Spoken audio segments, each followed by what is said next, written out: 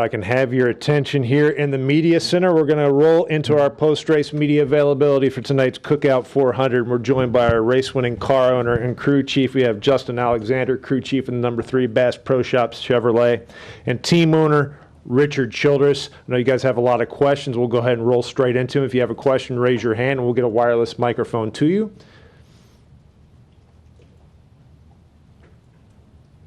We'll start with Holly Kane.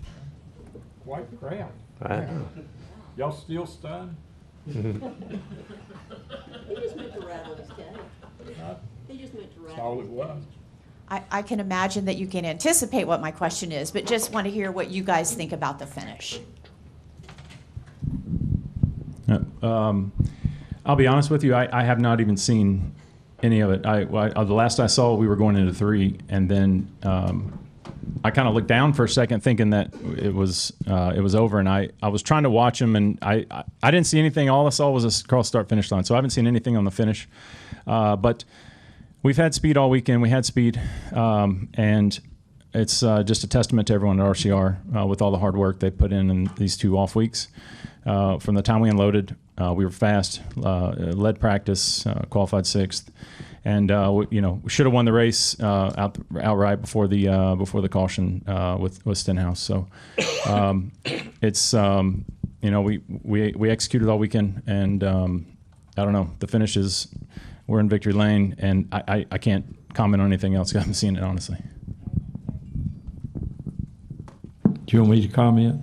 Please and thank you. When I see him go down the backstretch, like Justin said, we had to race till the 47, and whoever went in there and wrecked. We had such a big lead on the 11, and I said, "Oh man!" I said, "We'll leave it up." I didn't do anything, but just waited to restart, and the 22 jumped outside and got in front, and I knew what he knew he had to do going in. They would have done it to him. It's one of those deals that when it comes down to winning a race and you're in that position and you're hungry, you do what it takes, and that's what I told him all his life. We'll go over here to your right to Trey. Trey Lyle, frontstretch.com. This can be a question for both of you. Do you feel like this is maybe Austin's best complete race in the Cup Series, given the speed y'all had in practice to qualifying, now leading to how good he was in that final stretch of the race, and then ultimately, he had to face 2 Cup champions, and he got the job done?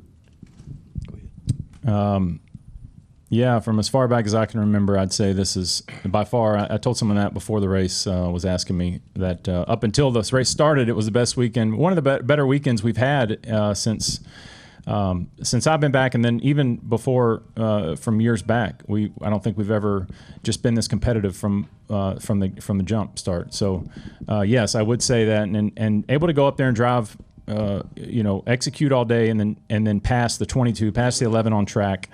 We did it a couple times. It just shows that we had the best car out there, in my opinion, and one of the best cars throughout the weekend. So yes, I would say probably yes. Yeah, I think this was probably the best all over from start to finish that he's probably had. I think this is his 5th win, and Texas was pretty big. I mean, he won it flat out. But I'm just proud of these guys for the effort they've put in. We said a few weeks ago we're going to change the culture, and that's what the complete companies did. And Justin, Keith Rodman, everyone that's been involved, I can't say enough about how proud I am of them. And the pit crew tonight, they stood up all night long. Thank you. Go to next to Jeffrey, then to Nate, and then we'll go over to Chris. Jeffrey Runka, Motorsports Today. This one's for you, Justin. So what new challenges did the option tire present, and how were you? How'd you kind of strategize with it? With the additional challenge.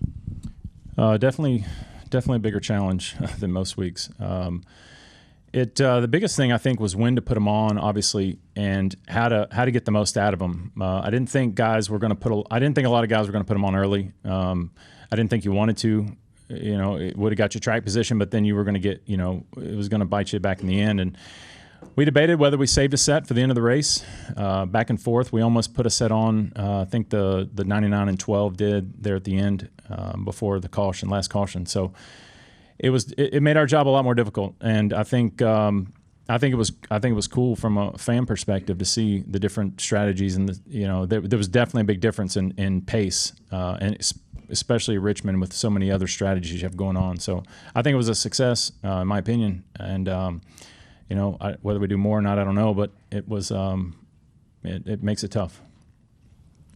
Nate Ryan, NBC Sports. For you, Richard, there were reports that on the team radio, Austin was being told, "I don't care how you do it, just wreck him." Were you guys kind of encouraging him? I didn't say that. Okay. I didn't hear anyone say it, and I was on the radio. Did you? No, I don't think anyone said that. Anything. Okay. No, everybody was quiet. We left it up to him to do his job, and hell no, nobody said go out and wreck them or do what you got to do. Nobody. I was on the radio the whole time. Obviously, Joey Logano, Paul Wolfe, Denny Hamlin were all unhappy. But Hamlin said something to the effect of, it's worth the trade-off. I guess to your point earlier that you think those guys would do it too. Is that kind of how this is viewed? Is it's, if there's retribution, if there's payback, it's worth it to make the playoffs? Short track racing is short track racing, and you're going to see that. I've seen it more than once, and you have too, Nate. You've been around a long time. And when it comes down to the end of the day, any of these guys do what it takes to win the race there at the very end. Go to far left to Chris. Chris Powell, Couch Coach Live. Richard and crew, congratulations on the win today. Richard, in the broadcast, you were very stoic, and so much things were going on as far as having the lead, then the caution. Just talk about how you was able to kind of corral your emotions during those chaotic times.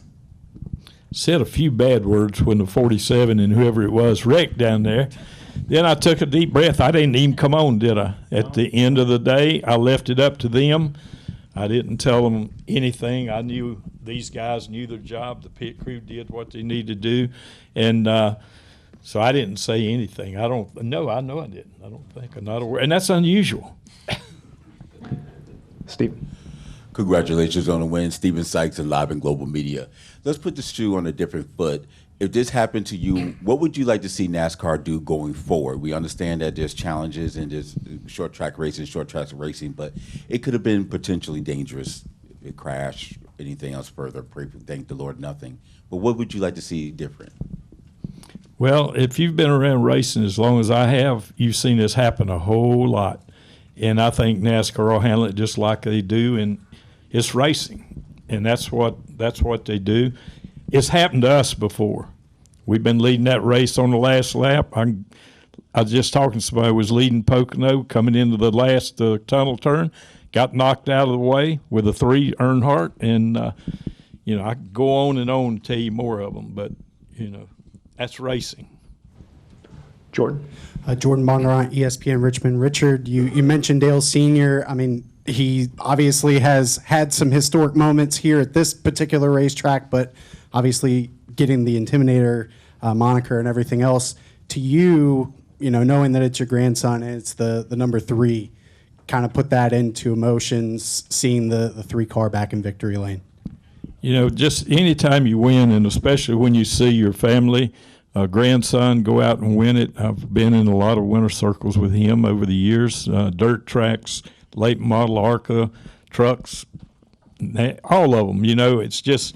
It's really, it just gives you that great feeling. I know how hard he's worked for it, and I know how much crap he's taken over the years for being my grandson and going out and driving. He had to earn it, and that's the way he's done it. He's earned his way. Matt Weaver, Sports Not, over here, RC. Not to push back on you too hard, but there's audio surrounding the internet of the 3 teams' radio, wreck him, wreck him, wreck him. Are you willing to go back and listen to it and then reconsider? Yeah, I don't think anybody – I never heard it on our radio unless somebody was making it up. I didn't hear it. Did you? No, I haven't. Not on our number 1 channel, number 2 channel. No one said that.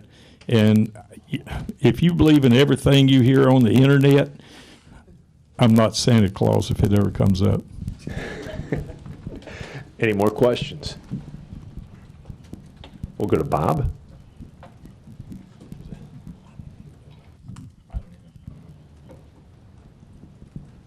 It's probably somebody just saying it, putting it in there. Hey, Bob. How are you? Bob Harkris, Fox Sports.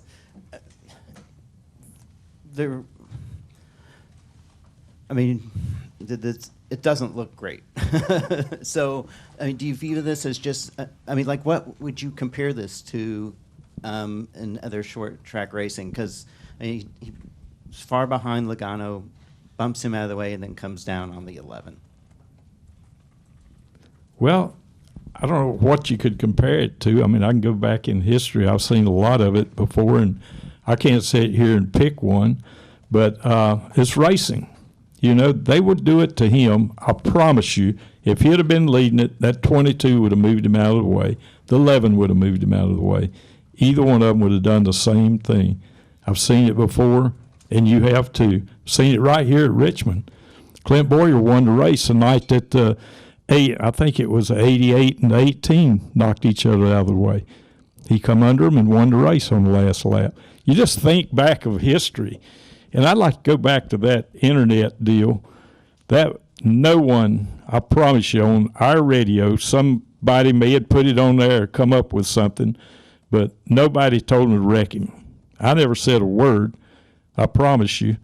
And I know he didn't because I was listening to our radio. No one said that. So you know how the internet goes? I've heard all kinds of things. You have to. So that answers that. Coming here to right. Bob, did that give you a good enough answer? Yeah. Just think back in history. You've been to a lot of races. It was your spotter who said that. No, I didn't hear it. I mean, it was as he was going through the.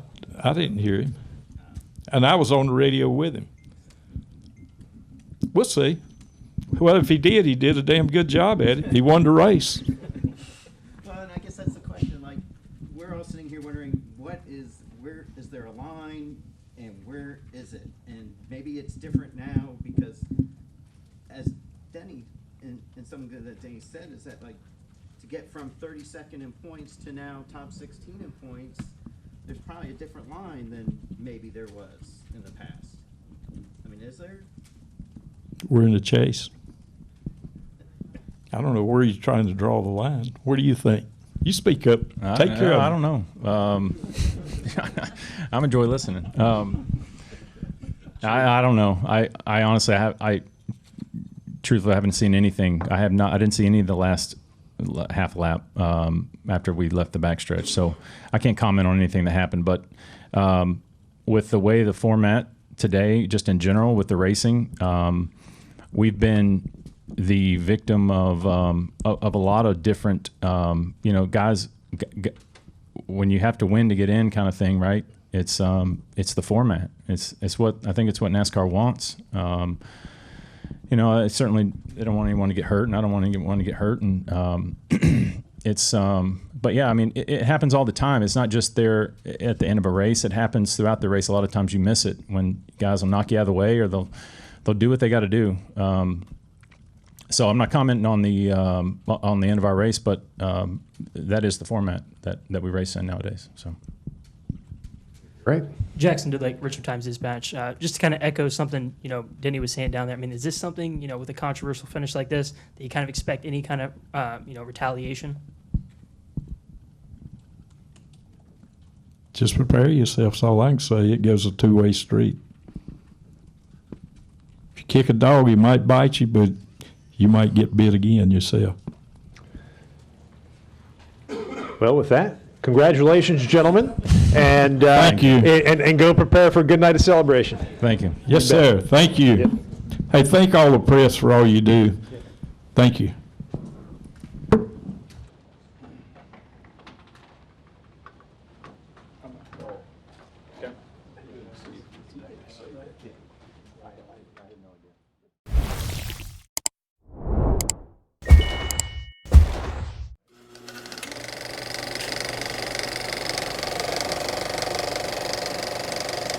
All right, there's the checkered flag. Great job, driver.